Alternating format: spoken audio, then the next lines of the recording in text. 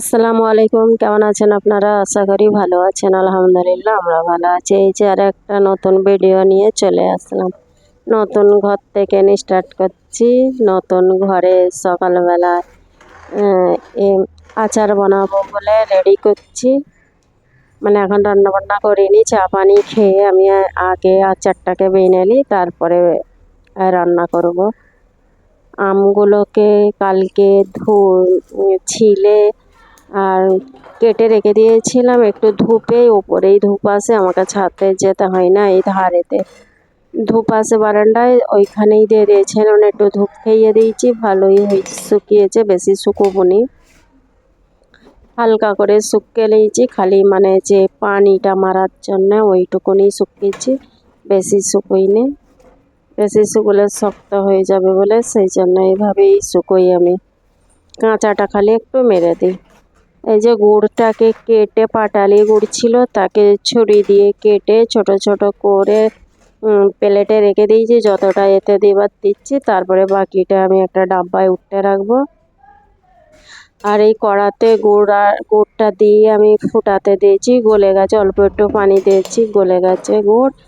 তারপরে এই যে আমগুলোকে দিয়ে দিয়েছি। পুরো ফাঁকা, এই এত বড় ঘরটায় আমি একাই আছি, আর হাজব্যান্ড দোকানে বাবুকে টিউশন ছাড়তে গেছে,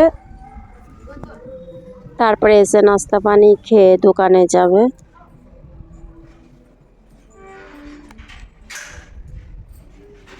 এই যে ওই সাইডটা বারান্দা আছে, ওই সাইডটাতে একটু আমি রেখেছি, এই সোফাগুলো রেখে দিয়েছি, আর এই সাইড আর এই দিকের এই যে আন্নাটা, কাপড় শুকোর দেওয়ার আন্নাটাকে রেখেছি।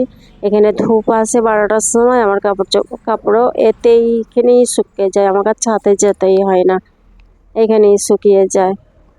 আর সে নিচেতে অনেক গাছ আছে, গাছের ফাঁক দিয়ে ডালগুলোকে বলছে কেটে দিলে পরে অনেক ধূপ আসবে, থাকা যাবে না, সেই জন্যে কাটে নেয় ডালগুলোকে। নেই তো একটু কুল গাছ, সইনে গাছ, আম গাছ, কড়ই গাছ ভর্তি, এগুলো সব। সামনেটাই খালি একটু খালি আছে, বাকি এইগুলোই আছে, কিন্তু এইগুলোর জন্য ধূপটা একটু কমই আসে, নাই তো অনেক আসবে। এই যে এই গুড়গুলোকে সব কাটা হয়ে গেছে, যে পাটালি গুড়টা ছিল তাকে পুরোটাই কেটে ফেলেছি, কেটে এই ছোট ছোট করে এতে এই ফ্রিজে রেখে দেবো, ডাব্বাটাই ভরে। ফ্রিজেই ছিল, ফ্রিজ থেকে বার করে এতে রেখে দিচ্ছি কেটে। আর বাকিটা এই আচার দিয়েছি, যতটা লাগবে ততটাই করছি। আর এদিকে এই সাইডে কড়া বসে তেল গরম করে নিচ্ছি, এতে একটু দেবো বলে। আচারটা দিলে খারাপ হয় না, এরকম করে একটু তেল গরম করে লঙ্কা দিয়ে আর একটু মৌরি দেবো, দিয়ে ভুনে মৌরিটা লঙ্কাটা এই আচারে দিয়ে দেবো। এরকম করে রাখলে কিন্তু আচার খারাপ হয় না। আমার তো 1 বছর আচার করলে 2-3 বছর নর্মালেই থাকে, এমনি বাইরেই পড়ে থাকে, কিন্তু কিছুই হয় না। আমি এই যে রান্নাঘরের জানালাতে রেখে দিই, ওইখানে একটু অল্প অল্প ধূপ আসে, ওতেই আমার কাজ হয়ে যায়, যে ছাতেও দিতে হয় না, আর কিচ্ছু না, খারাপও হয় না কিচ্ছু। এই যে ওইটা এরকম হয়ে গেছে, গুড়টা পানিটা মেরে দিয়েছি, হয়ে গেছে পরিষ্কার করে। আর তার উপরে ওই যে গরম তেল, মৌরি, ওই গুড়ের সাথেও মৌরি দিয়েছি অল্প করে, আর এতে একটু দিয়েছি তেলেতে দিয়ে আচারে ঢেলে দিয়েছি, আর একটু চিলি ফ্লেক্স দেবো, একটু ঝাল ঝাল ভালো লাগে খেতে। আমি এইভাবেই করি, এইভাবে করলে আমার আচার ভালোই থাকে, খারাপ হয় না, আর মজাও হয়। এই যে আচারটা সুন্দর মতন হয়ে গেছে।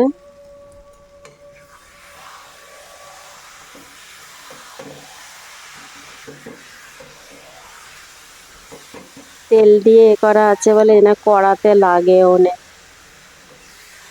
পানি সব শুকিয়ে যাচ্ছে, কিন্তু কড়াতে একটুকু লাগে না। তো শুধু এইভাবে গুড় দিয়ে ফুটতে আচার করলে কড়া পড়া বা হাঁড়ি যাতেই করো না কেন, মাজতে গেলে পুরো হালত খারাপ হয়ে যায়, পুরো পুড়ে পুড়ে জ্বলে জ্বলে একদম কালো হয়ে যায়। আর এইরকম করে করছি, তেলটা পুরো ভড়কাচ্ছে, এই কড়াটাই কি সুন্দরভাবে হচ্ছে, কিন্তু ধরে নে। আর এই যে পুরো ঘরের এটা দেখাচ্ছে, এখন ছাদে অনেক ধূপ আছে, সেই জন্য ছাদের ওপরে যাইনি। আর আমি দোতলাতেই থাকি, উপরে আমার এই ছাদের মাথায় ঘর নেই। আর ছাদের উপরে উঠে দেখালে হেবি সুন্দর লাগে, পুরো সব বিল্ডিং খালি ভালো লাগে দেখতে। ছাদে উঠলে দেখতে ভালো। আমরা রাত 10টা, একদিন তো পুরো 12টা অবধি ছিলাম, মানে আমাদের ঘরমালি ফরমালি সবাই মিলে বা কথা কইতে কইতে পুরো রাত 12টা বেজে গেছে। তারপরে আমরা নিচে এসে খাওয়া দাওয়া করেছি। এই যে এই রুমটাকে আমি এইভাবে সেজিয়েছি, দুটো রুম একটা কিচেন আমি নিয়েছি, বাকি রুম ওই সাইডে সব আছে, অনেক রুম আছে, দুটো ফ্যামিলির জন্য আছে এই রুমটা। কিন্তু এখন আমি একা আছি, ঠিক আছে। মনে হয় দুটো ফ্যামিলি এলে হয়তো একটু পেরেশানি হব, তখন থাকা যাবে কি না যাবে সে তখন এর কথা চিন্তা করা যাবে। কিন্তু এখানে তো সিপারেট নেই, যে দুটো ফ্যামিলি থাকার মতন ঘর আছে, কিন্তু সিপারেট নেই, যে এই হল রুমটা দেখ করা আছে এসব কিছু না, পুরোটাই খোলা। বলেছে যে কারোর পেরেশানি হতে দেবনি, দেখাই যা কেউ এলে পরে কিভাবে করে।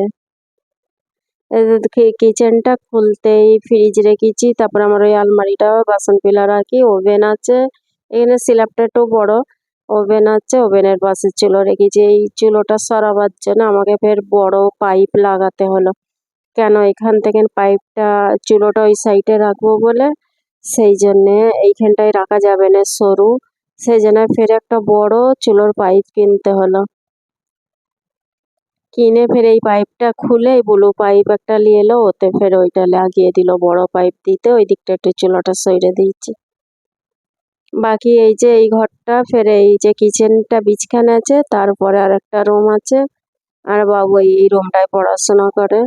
আর এই রুমটা এই আলমারিটা এইভাবে সেজিয়েছি, এই ঘরে এই টেবিলটা রেখে আর এই এয়ার ফ্রাইটা রেখেছি, আর এই যে আলমারিটা আমার ওভেনের আলমারি আমি এই ঘরে রেখে দিয়েছি, আর স্ল্যাবের ওপর তো ওভেন রেখেছি। বাবুর পড়ার টেবিল, ওর যা কিছু আলমারি ফালমারি সব ওর এই ঘরে করে দিয়েছি, একটা সোফা রেখেছি এই ঘরে। এই ঘরটা ওই ঘরটাতে নেই, এই ঘরটা অনেক বড়, অনেক এতে আরও সামান রাখা যাবে, অনেক বড় এই রুমটা, অনেক খালি আছে এখনো। তারপরে ডাইনিং টেবিলটা রেখেছি, এই যে এটা কিচেন, আর ওইটা আর একটা রুম, আর এই যে কাঁচটা ভেঙে গেছিল বলে আমি এই কাঁচটা লাগিয়েছি, কালো কাঁচ দিয়েছি, আর এই রুমটা বন্ধ আছে, আর এটা পায়খানা বাথরুম। আর এই যে তারপরে আমার ওয়াশিং মেশিন আর এই সিঙ্কটা এখানে করা আছে, বাইরেটা এগুলো এই যে জালি লেগে দিয়েছে, পরে ফাঁকা ছিল, আর এখান থেকে আমি ক্যাচড়া ফেলবো বলে সেই জন্য খিড়কি করে দিয়েছে, ড্রেন আছে নিচে, ড্রেনে ফেলে দিলে হয়ে যায়। কাঁচ লাগাবে বলেছিল, আমরা মানা করে দিয়েছি, কাঁচ লাগালে পরে অনেক গরম হবে। ফাঁকা আছে, ঠিক আছে। কাঁচ লাগালে কি হাফ হাফ হয়ে যাবে, যে এদিক দিয়ে খুলবো ওই দিকে ঠেলতে হবে, একদিক পাওয়া যাবে।